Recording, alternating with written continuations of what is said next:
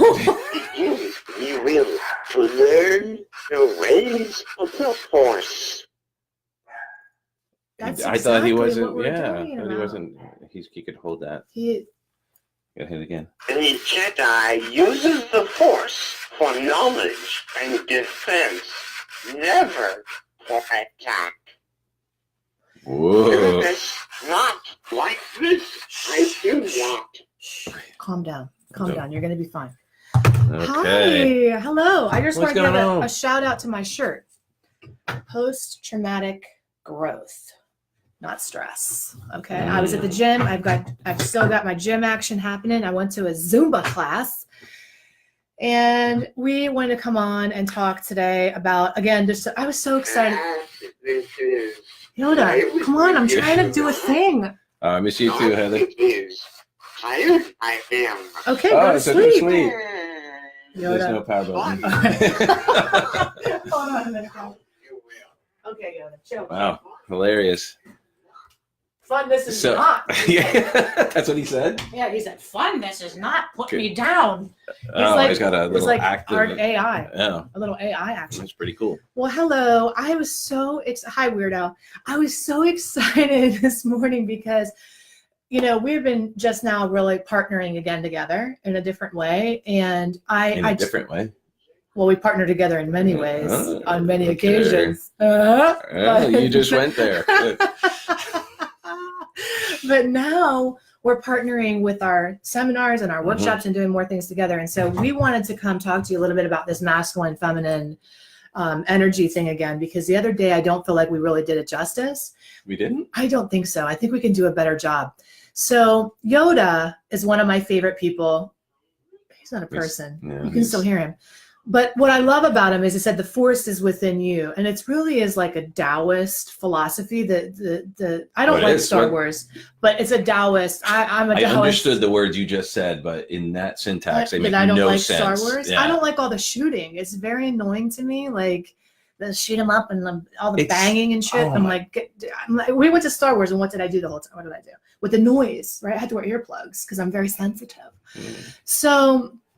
Anyway, we talk about this force being within you, and that's what I love so much, that we're all Jedis, right? We're all Jedis, and we all have everything we need within us Mhm. to do anything that we want to do in this world. We are just born equipped, but we get stuck because we box ourselves into these people that we think we're supposed to be, and we don't know how to access the force. The blessing and curse of language. Yes. So the force is actually the yin and the yang. The yin and the yang together, right? That little, show them, honey. That It is is permanently tattooed on me. I've been living this. This tattoo is 20 some odd years old. I'm And you- dating myself. Yeah, it's more than you got it when you were. a Jedi. That was a good one. Yeah. So when you have these two, Doug does look handsome today. And you know what? This is a hot outfit. Okay. Can I just say, look, you are looking sexy today. I like this symbol. It's like dangerous a little bit. I like the danger in it. Yeah. It's hot. Okay.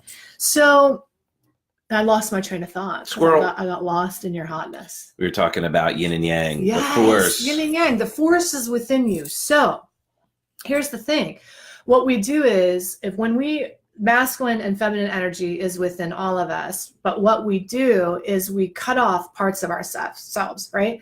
Like we know that we're a holistic being, mind, body, spirit. We also know that within our brain, we're left brain, right brain. And what's so interesting is like the squirrel hit me as far as like now all these different talks of like genders, everything. We're like trying to add more labels instead of just being okay and wide with those labels and understanding them. Sorry, it made It's okay. So yeah, I feel like whenever we're thinking about our wholeness, our completeness as humans, we have mind, body, spirit, we have left brain, right brain, we have hemispheres, and then we have masculine and feminine energy in life. To be fulfilled or fulfilling is about integration. It's about integrating your mind, body, spirit, integrating your masculine and feminine, or reconciling or reclaiming the parts of us that we've actually shut off from, that we've dismissed, that we've rejected or repressed, so that we can be fully self-expressed and fully ourselves and live in the places that we feel most comfortable. Some people are naturally left brain people. They function better there, and some people are naturally right brain people, but we still aren't half brained. We don't go around with half a brain. Speak for yourself. Well, you're not half brained either, right? But you're not a half-wit, you know what I mean? So you have access to all of your ness, but we reject and repress, and then we say, well, that's not ladylike, that's not a man, that's not a woman, and we box ourselves in, and then we start to hurt. Well, and that's where a lot of the work we do is being work. strategic and knowing when to access those parts. And, you know, there's that balance of appreciating where we're at and noticing, is this natural or is this adaptive? Are we doing this because we were told we were supposed to, or because this is the natural response? And then that's where the discord occurs, because then we're not being authentic. We're trying to be something because we were told we're supposed to be. Or the other thing that happens is it worked in the past, and maybe at the time it was appropriate, but not. I got really distracted by Justin's comment, sexy Jedi danger. You're a Jedi, Justin. Yeah. You are. Indeed. You are. Well, I gotta say, look at all these amazing people on here. They're all Jedis. I know, everybody's a Jedi. We attract the Force. So we do, because the Force you all attract is the Force. attracting. So I want to go over with you, we want to go over with you this masculine and feminine energy, so that you can understand these two, like, they're like night and day. They mutually arise, but they're opposing kind of forces that attract each other. And that need each other. They need each other in order to be able to be fulfilled. So the feminine energy, we want to think of like water. So if I think about water, what do I picture water to be like? Are you asking what you think? No, what do you think? Oh, you're asking what I think. Oh, I was kind of asking. That's a woman for you. So what am I thinking? Tell me what I'm thinking. Okay. So water. If I have to tell you, it doesn't count. You should already know what I'm thinking. Fair Just enough. Jokes. So the water would be, I imagine, flow. I imagine kind of current, moving, wide, open, flexible. Flexible. Yet has times when there's some. Yes. Have you ever done a belly flop? No, because I can tell you, yes, the water is very powerful. Yes. The water is powerful. What we misunderstand, which feminine energy next week, I'm talking about the misunderstandings about it. We mistake it for weak. It is not weak at all. It is extremely powerful, but it uses its power in a different way. It uses its power by being yielding, bendable, flexible. It goes with the flow. It's creative. It carved the Grand Canyon. Yes, the softest, the Tao says, the softest thing in the world overcomes the hardest thing in the world. And so the water can shape mountains. It's extremely powerful. It's just a different kind of energy. And it's also a creative energy. It's an open energy. It's a receptive energy. It allows, it's intuition. And it's so connected. Like if you think about the ripples, like, you know, when you drop a rock in water, it's all connected. So those ripples go on. That's such a great analogy. Yeah. I love that. Yes, it's that kind of power. It's the ripple effect.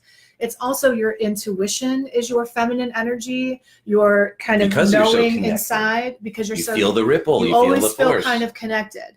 It is also your feelings. And so the feminine energy is, you wouldn't think about your right brain. Actually, the feminine is the left side, but the right brain is where the feminine energy would be in, right? It's more emotional, it's feeling, it's all interconnected, it's flowing, it's receptive, it's yielding. And so when we think about, so that's the water. When we think about the masculine energy, we think about the fire. Okay, and when we think about the fire, it's direct, it's assertive, it's dominant, it's aggressive, it's forceful. And it actually just made me think of a wave pool, like a wave pool. It requires the force to then create the waves that go on, and you create that huge amount of force. Oh, and sometimes you need the force to create the waves, honey. Yeah. Sometimes you need the force to create the waves. Yes. Oh, I like that. I like that analogy. It's logical. It's thinking. So that would be the left side of the brain, but the right side and the yin and the yang. So the yang energy is the logical, the facts, It wants to it's Analyze. it's analytical, it's competitive. This is collaborative. The feminine is collaborative. The masculine is dominant and competitive. And that's, well, I guess we'll get deeper into the importance of both and how important they are to be successful in any area of life. That's what we're doing. So when we're partnering together, our whole philosophy is integration. It's knowing where you primarily live or what situation calls for what. I can tell you next week, we're going to be talking about how we get one of the most wounded, well, they're both wounded. There's the wounded feminine and the wounded masculine, but I can tell you that I lived in my masculine. I know looking at me now, you would be like, oh, wow. But feminine energy is not about how long your hair is or how much gloss you got on your lips or how much cleavage you're showing. That's not feminine energy, okay? Just checking. Feminine energy is receptivity, it's openness, it's allowing, it's bending, it's being in the flow of life, it's creative, it's juicy, right? But I lived in my masculine for a long time because I had a very wounded feminine. It got shut down in me, turned off in me because that was slutty, that was dirty. Don't embrace your curves, your hips, your womanness, your femininity. Don't embrace that softness, the subtleness. I grew up very hard in a very toxic and turbulent situation. Because that was your survival strategy. And my survival skill was to go into my masculine energy and to live in that. Just get it done, power through, suck it up. Is masculine energy, suck it up, power through, charge on. I want you to picture the difference between the warrior energy and the goddess energy. And so both are just as equally powerful. But when we think of the wounded feminine, or we're in an environment, we have to then man up, right? Our femininity gets suppressed. So we man up and then we reject and renounce anything that feels feminine because it doesn't feel safe. Well, and if you think about it too, us warriors on here, ultimately we're stepping into that warriorness for our goddess to create an environment for that flow that we can ride that current. And I don't mean that sexually, it may have sounded, sounds nice. but that's really the energetic space the warrior can create. And that's part of the integration, part of the alignment. So when I'm too much in my masculine part of me, I don't feel at home. And how do I know that? Because for relief, I'll do anything to be wild and free and check out. In the past, that was drinking, that was being irresponsible, that was binge eating, trying to find my pleasure somehow because I wouldn't allow that piece of me to surface and come. You know, the feminine energy lives in the five senses. It lives in touch and taste and smell and feeling, and it lives in that kind of erotic, sensual place. And people get it twisted because they think, oh, then that's like the porn star culture, that's a performance. That's not what I'm talking about. I'm talking about being enveloped and enraptured in your senses and life and your pleasure, and that way for that feminine energy, right? But if it's traumatized or repressed or rejected, then we go where we feel like we need to go in order to survive. But if I spend too much time there, then I don't know how to be, I don't feel like myself, right? I feel very unhappy. And a masculine dominant partner who spends too much time in their feelings or too much time in their senses won't know how to deal with that emotional, irrational, kind of all enveloping feeling. And they need to be logical, linear, and they feel most at home there. And so it's not about if you're a woman or a man. There are many women who feel most at home in their bodies, in their masculine energy. Mine was a wounded feminine that thought she felt most at home in her masculine power suit energy. Okay. But I was repressing the part of me that was receptive and open and able to allow the things that I wanted to. And what's so interesting about this? I was scared. This whole conversation I didn't realize the power in it.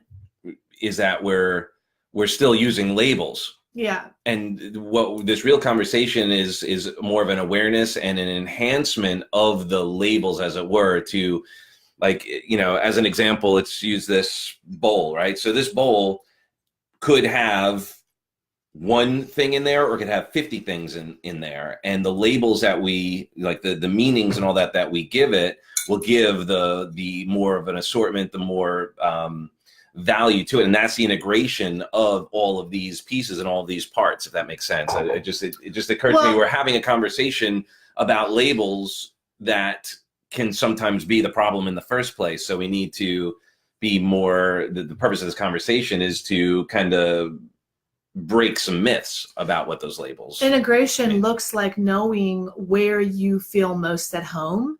And if you're repressing or rejecting your femininity or your masculinity based upon a model of the world that you learned that it was more acceptable because of woundedness, toxicity, trauma, that you got into this situation where you feel like it's just not safe to be me. Right. It's really not safe. And so we want to say, okay, where are we call that codependency, right? Behaving how I think you need me to behave in order to get love, instead of behaving how loving me, and then being an expression of love and that outpouring onto you.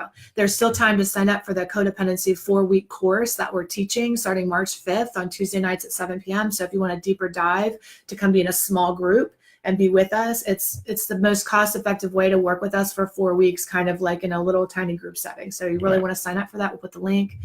But again, it's not about rejecting or repressing parts of you. It's about learning how to accept them, accept and call forth and release the parts of you that are going to bring more joy, more bliss, more happiness, and start to live there more frequently in the place in your masculine or feminine energy that feels most at home to you. And then you'll be kind of happier, right? That's the goal, right? We all just want to be happy at the end of the day. And the happiness comes from releasing all of the turmoil within, from not being just okay with where you're at, and then utilizing it. And how it shows up in marriages and in relationships is, if I'm a woman that has repressed my femininity and I feel like I'm living primarily in my masculine energy because that's what's most exciting, that's what I like the best, and I'm lying to myself and saying, no, I just am not interested. How do you know? You feel dead inside. You feel numb. You don't crave sexuality or sex. You don't want to be looked at all as being like attractive or sexy at all. That scares you. You're afraid of your own body. If I asked you right now to put your hand on your body and touch yourself, would you have a hang up about doing that? You don't own the body you live in. You own others' opinions of your body, or you repress or reject it. And so again, the feminine energy lives inside of those senses. The feminine is living in the energy. It's somatic awareness. It's that gut instinct. It's knowing and feeling and sensing everything. Masculine energy doesn't give a shit how it feels. It does what it needs to be done. And so there's a time and place for that. But if the male goes in the masculine energy and I just go power through, he'll feel empty because he's not engaging in his femininity or his feminine side, or he's able to embrace his emotions and feelings, his creativity, his spiritual connection, his somatic awareness. And so also the masculine dominant energy that's attracted to that feminine, that warm receptive, will crave it within, so he feels like he's experiencing it. And the safest way to experience it is with a feminine embodied partner, because then it's okay to experience it, right? You're not have to become it. He doesn't have to go and become the feminine embodiment, but he finds it in his partner. That's where, again, or she the idea of riding the wave of that idea of that the masculine, the man, in this, again, just in this conversation. Again, it's not a gender type, because if you could have a same-sex relationship, right, and one will embody this energy primarily, or this energy primarily, that's why attracted to each other. Right. Very often you see that in same-sex relationships, there's going to be that polarized energy. There has to be. In some context, right? It's not, again, we're making some global generalized statements that are necessary for the ability to have the conversation, right? But I don't like the day and the night, the moon and the sun. I don't live in the day all the time, and I don't live in the dark all the time. Okay, I vacillate between light and day. That's why my logo is that infinity symbol, because we're always embodying the masculine and the feminine within us both. And there's a time, even in our business, where what does this call for? The fire or the rain? The fire or the water? What do I need to bring today in order to make the best of this situation, or to be the happiest in this moment? There are times when it definitely calls for the fire, honey. You're going to burn it down, right? And there's the question times when it calls are you burning out? Powerful. Are you burning out because you're burning it down all the time? Are you, you know, and so the feminine is just as powerful. That feminine energy is just as powerful. It's just it cultivates it in a different way, right? I get so excited because I'm just like tripping over my words. But I can tell you next week we're going to talk about the wounded feminine, the toxic feminine, the rejected feminine, and how I was able to, over the last 3 years, I've been on this journey as a reclamation to my femininity, to my sensuality, my sexuality, to really allow myself to be unleashed, unlocked, and live in that energy more often. And I can tell you, since I've done that, not only am I happier in my relationship, but I'm also happier in my business, because most of the time in my business, I operate in my feminine power versus my masculine dominant drive energy. It's more feminine energy, is more create and collapse. It's cyclical. It follows the rhythms of the moon, like the cycles of your period. It like you're creating and collapsing instead of constantly pursuing, pushing, and going. I just said a lot.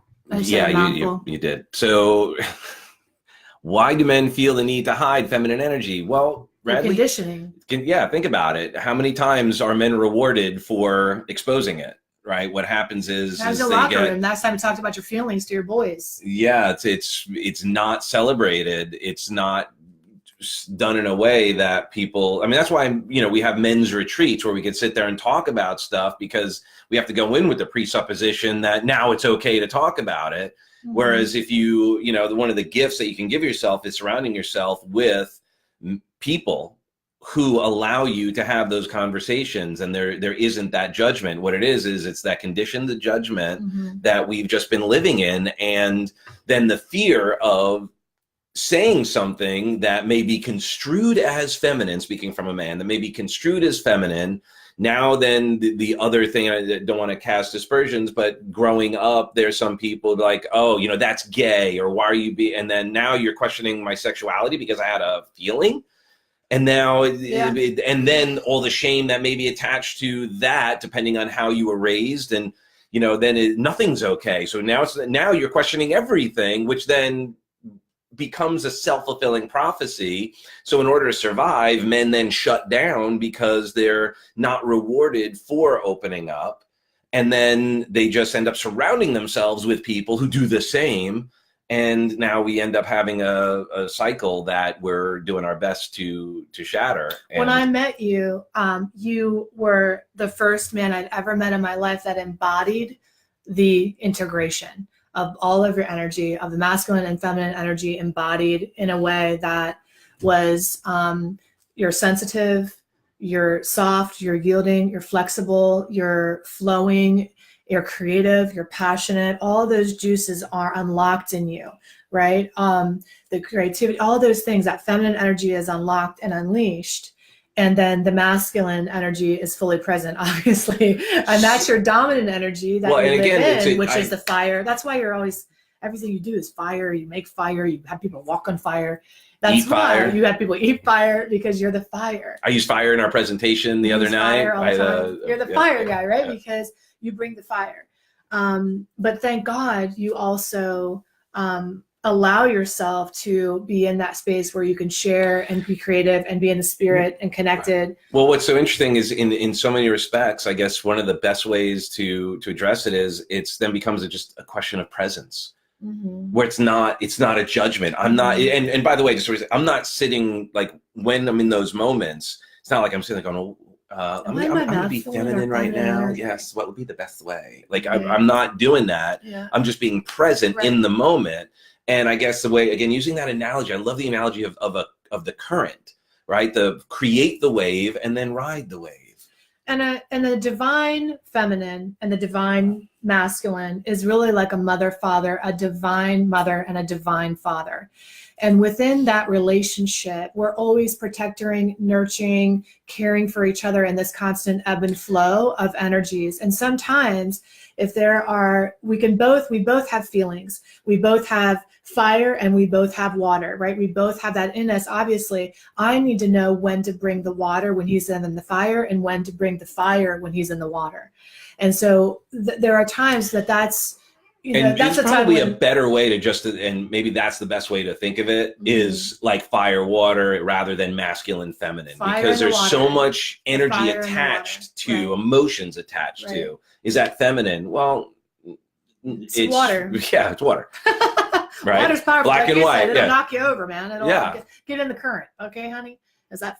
But feminine is powerful. But you know why? We've pigeonholed the femininity to mean weak, and it is more. And that energy, in my opinion, I feel more powerful when I'm in fully embodying my feminine energy. I try, because I'm happiest there, to live in that feminine energy most of the time. That's where I feel that personally the most powerful. I feel the most divine download, the most connected, the most on fire, most on fire when I'm living over here, right? So I feel most depleted and lost and tired and exhausted when I'm in the fire all the time. It just doesn't work for me. You really have to know yourself, and part of this process is getting to know yourself, right? Where you're living and what you're doing. And not judging it, just Right. accepting it. Accepting Like, it. okay, cool, that's where I'm at. That's where I'm at. Where do I want to go? Where do I Yeah. want to be? What do I want to celebrate? Right? We celebrate what works and then add what's missing. Right. And yeah, to Radley's point, yeah, so Young women, especially, sometimes flee from the nice guy, and then they complain about men being jerks. I think it goes back to our hardwired caveman tradition. Yeah. It's well, all this is conditioning. Well, This women love a nice guy, okay? What they don't love is a doormat, okay? Because there's no fire in a doormat, right? So a woman wants, here's I think what a lot of the time, what you're talking about with the nice guy, here's this phenomenon. And I heard it explained by a client the other day who broke up with somebody because what happened was a woman wants to be not necessarily the center of your world, but like one of the most important things in your world, well, right? It's important to have person in my world. Most important person, but not the most important thing necessarily. I get charged up and fired up when he's in his full passion, his purpose. He's really, out there doing what he loves to do, putting his energy out there. If he sacrificed necessarily his purpose of his bigger message so he could wonder how I'm feeling I would not be attracted to that. And sometimes nice guys are misconstrued and misunderstood. You're really being codependent. You're not being nice. And so if you are having that problem, Radley, sign up for our codependence course that's coming up, because you could be thinking you're nice, but you're really one of my 8 personality patterns. I call them attachment personality patterns in codependence. You're being the fixer, or you're being the people pleaser, and you're bending too much. And so I want to help you. There's a fine line. How do you figure out what's authentically you, and what are you doing because you feel like you have to do that in order to get love? All of those patterns and everything whatever thoughts you're having, everybody who watches this right now, these are just the filters that we're running based on the conditioning that we've experienced over the last, however old you are, the decisions that we made at young ages, right? Depending on who was your caregiver, what was your feedback? Did you survive because you had to man up, or did you survive because you had to shut down? Were you like I grew up a bit of a people pleaser myself, because I wanted to make sure that everything went well. I wanted nothing too crazy, make sure that people were happy and enjoying themselves. But that can be exhausting, because as a people pleaser, who doesn't get pleased? And you're not in your power. When you're a people pleaser, right? Not you're not in your power, your authentic power. And then a lot of the people that I work with end up saying, well, then I don't want to be an asshole. But I'm like, you're such a sweetheart. You'll never be an asshole. You can't be an asshole. You can't, no matter how hard you go. But there is a line, because men in that position of the people pleaser and the nice guy are afraid of their masculine energy. They've repressed it because they feel like it's too dominant. They had a figure in their life 9 times out of 10 where the man that was representing that masculine was scary, or that they learned that masculine hurts women because it was a wounded masculine. And so they've repressed the piece of them that's assertive and dominant, because they don't want to scare people off or intimidate people. And then I can use my example. The way I did it growing up was I was getting arrested, getting, just breaking stuff, right? Like whether it be stuff, like literally stuff that I'd be able to dominate and break and show my manhood. So you couldn't dominate your own life, so you put your hole in a wall. Right. Yeah. I've shared it many times. The house I grew up in, I believe every wall in that house had been repaired or replaced at some point. Yeah, not right. Happily married for 20 years, but years ago, Tony Coach explained to me that I'm 60. Sent weighted to my femme and my wife, 63 masculine. It works well. Great. You know, I was just telling Doug this today. I was saying that some marriages are perfectly aligned because they have worked it out that way, where the woman, one partner, I say woman and man, one partner primarily lives in their masculine and one primarily lives in their feminine, and they're comfortable in that. How do you know it's broken and not working? You're on the brink of breaking up with each other. You keep attracting the wrong people over and over again. You have a sexless relationship where, and you're finding yourself in outside relationships you're that fill the seeking gap. outside, you're flirting around, you're doing whatever. You avoid sex. You wanted to get it over with. Sex is the first place that this issue of codependence or this challenge is going to show up. And that's a really good barometer. Some people just think, I have women that in my practice that say, I just don't like sex. That's a lie. All right. That's a lie we tell ourselves to make it okay, that we've repressed our own sensuality. It's a survival mechanism. It's a survival mechanism. Well, Yep. I just don't like it. No, honey, you don't know how to tap into your own pleasure because you're That's cut the off from that part of story you. we will tell. Right. Exactly. So we just wanted to pop on quickly. Hopefully this was helpful for you today. Thank you so much that people were saying, somebody, I think, is it Mary or Mari, said that she heard me speak the other night. Thank you so much. I really appreciate that. That was really fun for me. So join us and for the upcoming codependency workshop, if that's something for you. If not, we'll see you next Tuesday. And if this was helpful, feel free to share it, for others. And also feel free to send us any questions, any things that you want us to cover, because this is our passion, our pleasure, our privilege to have this opportunity. So we love you for that. Let's be fully integrated human beings. That really is the revolution. You know, we call our company Revolutionary Growth. How do you grow? You integrate. Integrate. It's all the parts come alive. You integrate. All right. We love you so much. We hope you have a beautiful day today. We'll see you next Tuesday. Right on. See you soon. Bye.